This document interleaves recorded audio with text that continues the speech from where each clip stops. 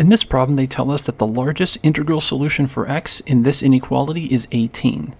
So the largest value that works for x is 18. We want to determine the smallest possible integral value of k. So first thing we want to do is we want to simplify this inequality. So I'll multiply in the 3. So 3x minus 6 plus 2x is going to be less than 4x plus k. So I can combine my x's here. So 5x minus 6 is less than 4x plus k. And then to simplify it further, we'll subtract the 4x from both sides.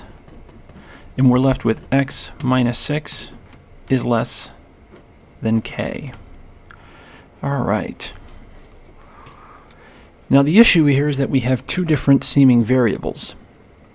But actually we don't, because we know that the largest value for x that works is 18. So what we can do is we can plug in 18 in for x, because that's the largest. So we get 18 minus 6 is less than k. And then that gives us 12 is less than k. So we know that whatever k is, 12 is less than that. Now we want to know what is the smallest possible integral value of k. So that means that k has to be 13. Now here's another way to think about this solution. Take this inequality and move the 6 over to the other side. Think of it as x is less than k plus 6. Now, we know that 18 works. So this inequality, x is less than 18, would be false.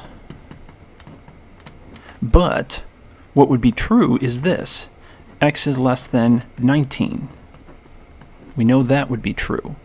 So that means 19 would be the same as k plus 6. So k plus 6 equals 19.